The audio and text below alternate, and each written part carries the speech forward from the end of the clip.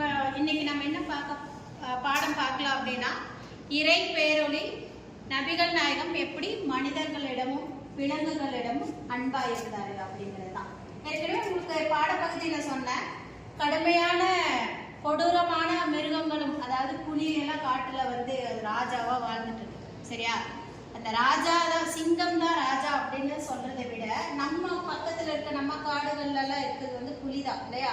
அது ரொம்ப கொடூரமா இருக்குது, நிறைய பேர்த்த கொன்னுடுது அப்படின்றத நம்ம செய்தித்தாள்கள் எல்லாம் படிக்கிறோம்.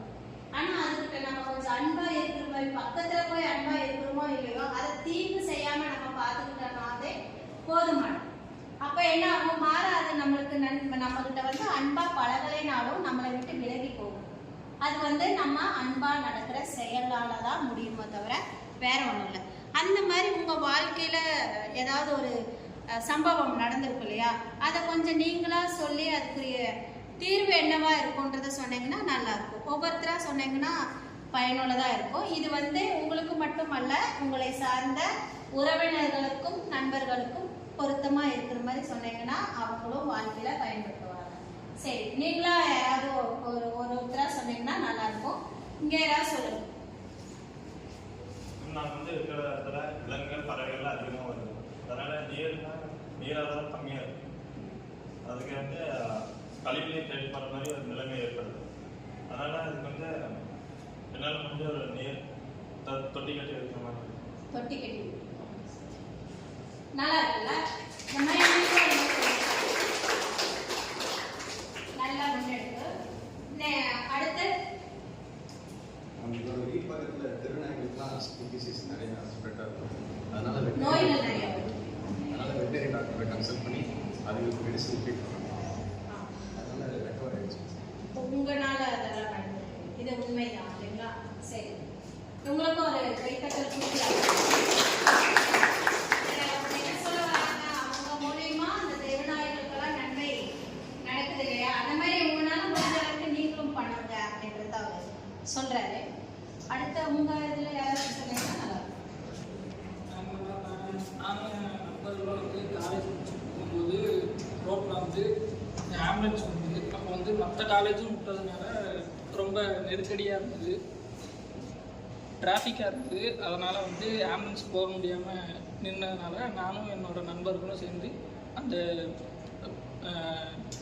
ஆம்புலன்ஸை போகிறதுக்கு வந்து வழி கொஞ்சம் அது போகிறதுக்காண்டி டிராஃபிக்லாம் கிளியர் பண்ணி வழி விட்டோம். நல்ல நல்ல விஷயம்.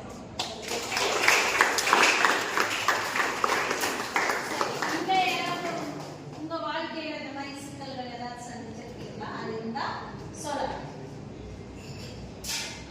நாளைக்கு ஒரு நாள் லீவ் போது கரெக்டாக அந்த பிளாட்ஃபார்மில் வயசானவங்களாம் படுத்திருப்பாங்க. அவங்க ஒரு நாள் நோய் ரொம்ப பாதிக்கப்பட்டிருந்தனால நான் ஆம்புலன்ஸுக்கு மருத்துவமனைக்கு கால் பண்ணி ஆம்புலன்ஸ் வர சொல்லி இது பண்ணேன். உங்கள் சொந்த முயற்சி? சொந்த முயற்சி. ஓகே, உங்களுக்கு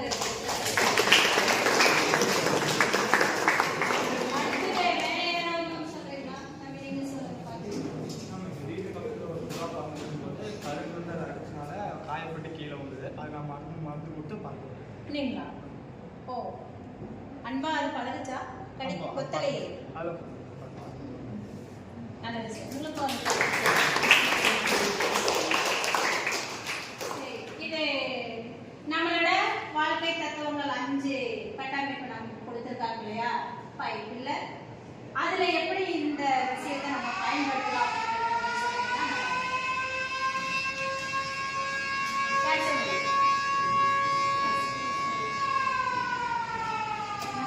டிசைன் திங்கிங்கில் லாஸ்ட் பில்லர் வந்து எஸ்ஆர்ஐ அப்படின்னா ஹெல்பிங்.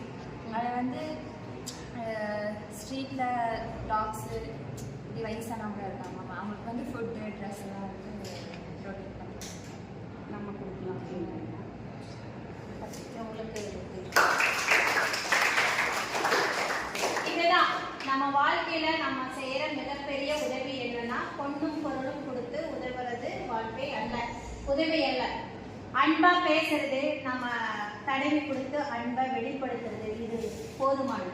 சரியா? அது யாருக்கு நம்ம பயன்படுத்துறோம், அதனால யாரு நன்மை அடைகிறாங்க அப்படிங்கிறத நம்ம பார்க்க வேண்டிய ஒரு முக்கிய விஷயம். நீங்க இளைஞரா இருக்கீங்க, இதுக்கப்புறம் உங்களோட வாழ்க்கையில் நீங்கள் இதை பயன்படுத்தினீங்கன்னா உங்கள் மூலிமா நிறைய பேர் பயனடைவாங்க. உங்களை ஒரு முன்னுதாரணமாக எடுத்துட்டு அதன் மாதிரி நிறைய பேர் செயல்படுவாங்க அப்படின்னு நான் நம்புகிறேன். நீங்களும் அதை மாதிரி செய்யுங்க, மற்றவங்களுக்கும் சொல்லிக் கொடுங்க. நன்றி.